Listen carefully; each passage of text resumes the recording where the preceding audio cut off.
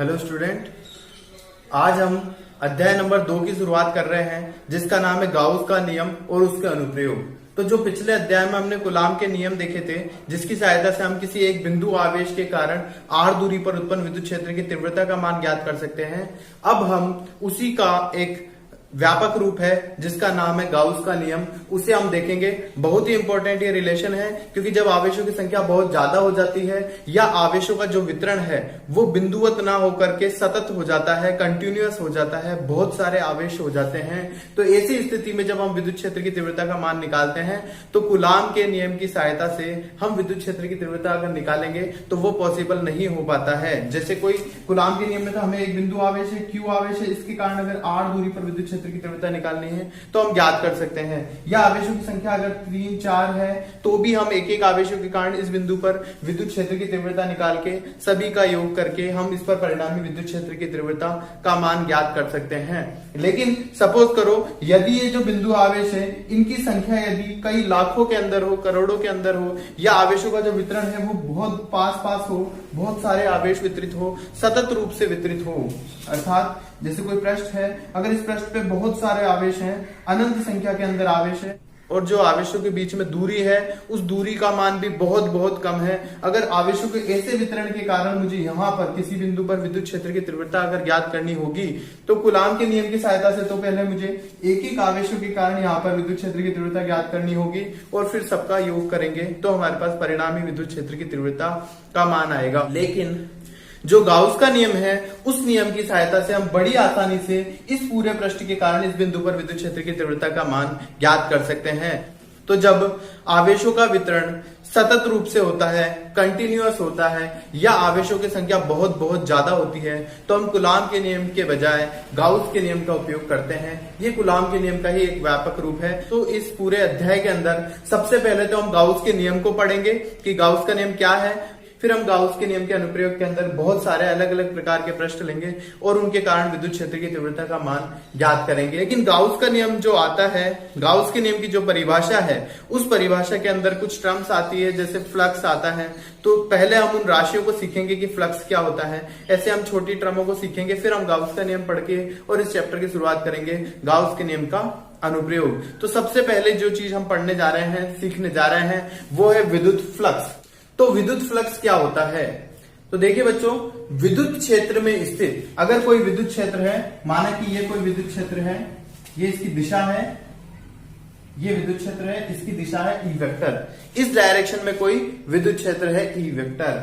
अब यदि इस विद्युत क्षेत्र के अंदर कोई एक बंद पृष्ठ रखा है, कोई एक पृष्ठ है, जैसे ये हाथ मान लो, ये एक पूरा पृष्ठ हो गया, इसका कुछ ना कुछ क्षेत्रफल है इस हाथ का, ये एक बंद पृष्ठ है, इस बंद पृष्ठ को हम इस पृष्ठ विद्युत क्षेत्र के अंदर रख देते हैं। माना कि एक कोई गोल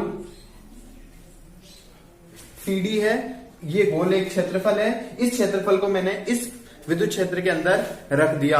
तो जैसे ही मैंने इस विद्युत क्षेत्र के अंदर इस क्षेत्रफल को रख दिया, हम जानते हैं कि विद्युत क्षेत्र जो होता है उसको बल रेखाओं के द्वारा प्रदर्शित करते हैं। ये जो बल रेखाएं जा रही है ये किसको प्रदर्शित कर रही है? विद्युत क्षेत्र को प्रदर्शित कर रही है। तो विद्युत क्षेत्र के अंदर हमने कोई एक बंद पृष्ठ रख दिया, एक क्षेत्रफल रख दिया, इसका कुछ ना कुछ क्षेत्रफल है। जैसे ही इस क्षेत्रफल को हमने विद्युत क्षेत्र के अंदर रख दिया, हम देख रहे हैं कि कुछ बल रेखाएं तो ऐसी है जो इस क्षेत्रफल के बाहर से जा रही है, लेकिन कुछ बल रेखाएं ऐसी हैं जो इस क्षेत्रफल के अंदर से जा रही है, अर्थात इस क्षेत्रफल को पार कर रही है, इस क्षेत्रफल के अंदर से गुजर रही है। तो ऐसी बल रेखाओं की संख्या जो इस क्षेत्रफल के अंदर से जा रही है उनकी संख्या को ही हम बोलते हैं विद्युत फ्लक्स। तो फ्लक्स को हम समझ गए कि किसी क्षेत्रफल से गुजरने वाली बल रेखाओं की संख्या को हम विद्युत फ्लक्स कहते हैं। तो इसकी परिभाषा क्या कहती है कि विद्युत क्षेत्र में स्थित किसी बंद पृष्ठ से गुजरने वाली बल रेखाओं की संख्या को विद्युत फ्लक्स कहते हैं। और इस विद्युत फ्लक्स को हम फाई से प्रदर्शित करते हैं। फ्लक्स को प्रदर्शित करने के लिए हम फाई के चिन्ह का उपयोग करते हैं। अब ये जो क्षेत्रफल हमारे यहाँ रखा हुआ है, तल के लंबवत दिशा में होती है क्षेत्रफल की दिशा। अब जैसे ये पूरा बोर्ड है, ये पूरा प्लेन है, इसकी दिशा कौन सी होगी? तो इस तल के लंबवत, ये इस क्षेत्रफल की क्या हो गई? दिशा हो गई। ऐसे ये पृष्ठ अगर ऐसे रखा है तो इसके क्षेत्रफल की दिशा कौन सी हो जाएगी? तो क्षेत्रफल की दिशा हो जाएगी माना कि इसका क्षेत्रफल ds है, तो इसके क्षेत्रफल की दिशा कौन सी होगी, ds वेक्टर। और ये विद्युत क्षेत्र किस दिशा में है, इस दिशा में है, तो इस विद्युत क्षेत्र से कितना कोण बना रही है, थीटा कोण बना रही है। ये किसकी बल रेखा है, विद्युत क्षेत्र की दिशा है, तो विद्युत क्षेत्र के साथ कितना कोण बना रहा है, ये थीटा कोण बना रहा है। अब यदि इसी क्षेत्रफल ds का मान मैं विद्युत क्षेत्र की दिशा में ज्ञात करूं, इस दिशा में ज्ञात करूं, तो ये थीटा कोण के साथ वाली भुजा कितनी हो जाएगी, ds cos थीटा। अगर इसको हम ज्ञात करना चाहें तो उसके लिए यहाँ लंब डाल सकते हैं, ये थीटा के सामने वाली भुजा ये लंब है, ये वाली आधार है और ये वाली भुजा कर्ण है। तो इसके अंदर हम आधार बटा कर्ण से इसका मान भी ज्ञात कर सकते हैं। इस भुजा का मान आ जाएगा ds cos थीटा। देखो अगर हमको ज्ञात करना हो कि इस ds का मान विद्युत क्षेत्र की दिशा में कितना है, तो इस दिशा में हम ज्ञात करना चाह रहे हैं, इसको नाम देते हैं OAB। तो हम क्या ज्ञात करना चाह रहे हैं, OB, जो क्या है, आधार है। हमें पता क्या है, ये वाला OA जो कि कर्ण है, जो कि क्या है, कर्ण है, और इसकी वैल्यू कितनी है, ds है। तो आधार बटा कर्ण क्या होता है, cos थीटा। तो यहां से OB जो आधार है उसका मान आ जाएगा कर्ण गुना, ये वहां चला जाएगा OA गुना cos थीटा। अब OA का मान कितना है, ये ds क्षेत्रफल है ये, तो ये ds cos थीटा। तो इस तरह से ये OB जो है ये हमारे पास आएगा ds cos थीटा। ये वाली भुजा OB बराबर ds cos थीटा। तो इस तरह से हमने इस क्षेत्रफल का जो मान था उसको विद्युत क्षेत्र की दिशा में ज्ञात करा, उसका मान आ रहा है ds cos थीटा। तो विद्युत फ्लक्स की परिभाषा के बाद हम विद्युत फ्लक्स लिखेंगे, तो इस बंद पृष्ठ से गुजरने वाली जो बल रेखाओं की संख्या है या जो फ्लक्स है, उस फ्लक्स की परिभाषा कहती है कि जो फ्लक्स है डी फाई, उसका मान दो चीजों पर निर्भर करता है, एक तो विद्युत क्षेत्र की तीव्रता ई पर और इस बंद पृष्ठ के क्षेत्रफल पर। अगर विद्युत क्षेत्र की तीव्रता ज्यादा होगी तो विद्युत क्षेत्र की तीव्रता ज्यादा होने का मतलब है बहुत सारी बल रेखाओं की जो संख्या घनत्व है, अर्थात प्रति एकांक क्षेत्रफल से जो बल रेखाएं हैं उनकी संख्या ज्यादा है। तो बल रेखाओं की जितनी ज्यादा संख्या होगी तो संभावना बढ़ेगी कि पृष्ठ से गुजरने वाला जो फ्लक्स है वो भी ज्यादा होगा। या दूसरी बात, अगर इसका क्षेत्रफल ज्यादा होगा, हमने पृष्ठ ही बड़ा ले लिया, तो भी उससे बल रेखाओं कैसी गुजरेगी, ज्यादा गुजरेगी। तो फ्लक्स की परिभाषा जो कहती है वो कहती है कि विद्युत क्षेत्र में स्थित किसी बंद पृष्ठ से गुजरने वाला जो फ्लक्स डी फाई होता है उसका मान विद्युत क्षेत्र की तीव्रता ई वेक्टर और उस पृष्ठ के क्षेत्रफल ds वेक्टर दोनों के अदिश गुणनफल के बराबर होता है। तो ये फ्लक्स की परिभाषा कहती है किसी बंद पृष्ठ से गुजरने वाला फ्लक्स डी फाई बराबर होता है E vector dot ds vector. अब ये आ गया हमारे इस बंद पृष्ठ से गुजरने वाला क्षेत्रफल। ये तो एक अल्पांश पृष्ठ था, एक छोटा पृष्ठ था, उसे गुजरने वाला फ्लक्स हमारे पास आ गया। अब यदि हम एक पूरा संपूर्ण बंद पृष्ठ है, एक संपूर्ण गोला है मान लो, उस गोले से या बंद पृष्ठ से गुजरने वाला फ्लक्स निकालें, तो संपूर्ण पृष्ठ से गुजरने वाला फ्लक्स तथा संपूर्ण पृष्ठ से गुजरने वाला फ्लक्स अगर हम ज्ञात करेंगे तो वो फाई बराबर हो जाएगा, इस फ्लक्स का हम क्या कर देंगे, समाकलन कर देंगे, तो ये आ जाएगा E vector dot ds vector. इस तरह से संपूर्ण पृष्ठ से गुजरने वाला फ्लक्स हमारे पास आ गया। अब अगर हम फ्लक्स का मात्रक और विमा की बात करें तो ये हमारे पास हो जाएगा, फ्लक्स का मात्रक क्या हो जाएगा, तो फ्लक्स का मात्रक हो जाएगा ये फ्लक्स फाई बराबर ई डॉट ds। ई विद्युत क्षेत्र की तीव्रता हम जानते हैं, विद्युत क्षेत्र की तीव्रता ई को लिख सकते हैं F अपॉन Q, हम पहले परिभाषित कर चुके हैं। तो F जो बल है उसका मात्रक हो गया न्यूटन बटा Q कूलाम आवेश का मात्रक, F अपॉन Q ये तो E को लिख दिया, ds क्षेत्रफल है, क्षेत्रफल को हम कैसे लिख सकते हैं, मीटर का स्क्वायर। तो इस तरह से इसका मात्रक हो गया फ्लक्स का। और फ्लक्स की यदि विमा हमको लिखनी है तो विमा क्या हो जाएगी, तो फ्लक्स की विमा हो जाएगी बल का मात्रक न्यूटन, न्यूटन की बल होता है द्रव्यमान इंटू त्वरण, तो m1 L1 T -2 upon coulomb, coulomb होता है A1 T1, ये सभी हम परिभाषित कर चुके हैं पहले ही। और मीटर होता है L2, ये हमने पिछले टॉपिकों में परिभाषित किया है। जब भी हम कोई भौतिक राशि पढ़ रहे हैं साथ के साथ हम विमा पढ़ते जा रहे हैं, उन विमाओं को डायरेक्टली ध्यान में रखें, फॉर्मूले के साथ फॉर्मूला ध्यान में रखें और फॉर्मूले से विमा कैसे बनती है वो ध्यान में रखें, तो आगे जो फॉर्मूला आएंगे वो हम आसानी से उनकी विमा लिख पाएंगे। तो ये हमारे पास हो जाएगा M1 L1 और 2 L3 T -3 और A भी ऊपर जाएगा A -1। इस तरह से ये हमारे पास आ गई फ्लक्स की विमा।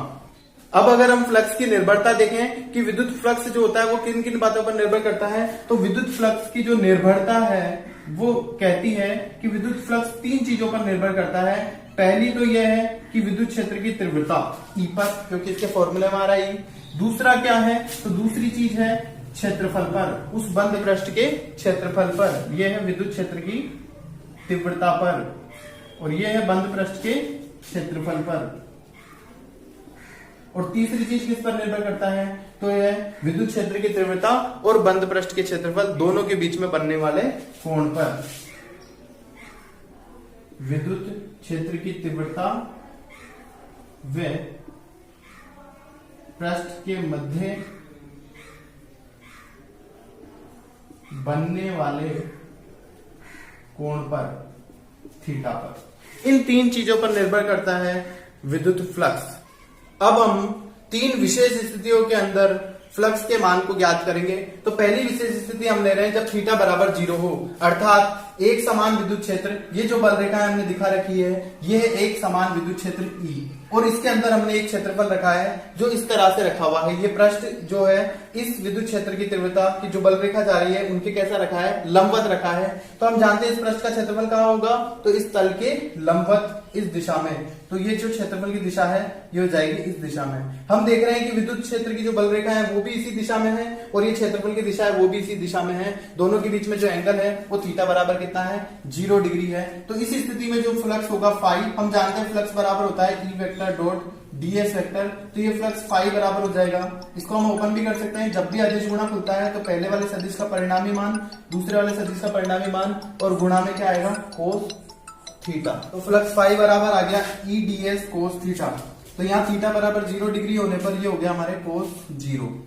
कोस 0 का मान हम जानते हैं कि 1 होता है। तो फ्लक्स फाई बराबर हो गया ई ds। तो इस तरह से हमारे पास थीटा बराबर 0 डिग्री पे आ गया फ्लक्स फाई का मान ई ds के बराबर। अब दूसरी स्थिति लेते हैं जब थीटा बराबर 90 डिग्री है। थीटा बराबर 90 डिग्री का ये मतलब होता है कि ये पृष्ठ जो है इस क्षेत्र में इस तरह से रखा हुआ है। अब हम जानते हैं पृष्ठ का जो क्षेत्रफल होता है वो इसके तल के लंबवत दिशा में होता है। तो इसके क्षेत्रफल की जो दिशा होगी वो ds वेक्टर इस तरह से होगी और विद्युत क्षेत्र की जो बल रेखा है वो इस दिशा में जा रही है। तो हम देख पा रहे हैं यहाँ पर जो कोण बन रहा है वो है थीटा बराबर 90 डिग्री। अब यहाँ हम फ्लक्स निकाले तो वही फ्लक्स की परिभाषा से फाई बराबर होता है E vector dot ds vector. इसको हम ओपन करेंगे तो ये हो जाएगा ई ds कोस थीटा। अब यहाँ पर थीटा बराबर हमारे पास 90 डिग्री है। यहाँ जैसे ही हम 90 डिग्री रखेंगे तो कोस 90 का मान हमारे पास आ जाएगा 0, जिसके कारण 0 से मल्टीप्लाई होकर ये 0। तो इस पृष्ठ से गुजरने वाली जो बल रेखाओं की संख्या है या फ्लक्स है फाई, उसका मान आ गया 0। अर्थात जब हम पृष्ठ को इस स्थिति के अंदर रखते हैं तो इस पृष्ठ के अंदर से गुजरने वाली बल रेखाओं की संख्या कैसी हो जाएगी, 0 हो जाएगी। जबकि पहली वाली स्थिति में हमने देखा फ्लक्स से गुजरने वाली बल रेखाओं की संख्या ई ds के गुणा के बराबर आ रही है, जो कि इसका अधिकतम मान है। अब हम तीसरी स्थिति देखते हैं जब है थीटा बराबर 180 डिग्री। अर्थात पहली वाली स्थिति ऐसी थी, दूसरी में हमने थीटा बराबर 90 डिग्री करा तो इसी पृष्ठ को हमने घुमा के इस तरह से कर लिया और अब हम 180 कर रहे हैं तो इसी पृष्ठ को हम इस डायरेक्शन में घुमा देंगे। तो ये पृष्ठ जो है हमारे इस डायरेक्शन में आ गया, इसका क्षेत्रफल है इस दिशा में ds वेक्टर। और हम जानते हैं जो विद्युत क्षेत्र की जो बल रेखाएं हैं वो ई वेक्टर इस दिशा में है। तो दोनों के बीच जो कोण बन रहा है ये कोण है 180 डिग्री। तो इस स्थिति में जो गुजरने वाला फ्लक्स है फाई वो आ जाएगा ई ds कोस और थीटा की जगह हो जाएगा 180। कोस 180 का जो मान होता है वो होता है -1। तो यहाँ हमारे पास फ्लक्स फाई बराबर हो जाएगा -e गुणा ds। तो ये जो गुजरने वाला फ्लक्स है वो ऋणात्मक आ रहा है, अर्थात जो बल रेखाएं हैं वो इस क्षेत्रफल के विपरीत दिशा में जा रही है। तो इस तरह से ये हमारे टॉपिक कंप्लीट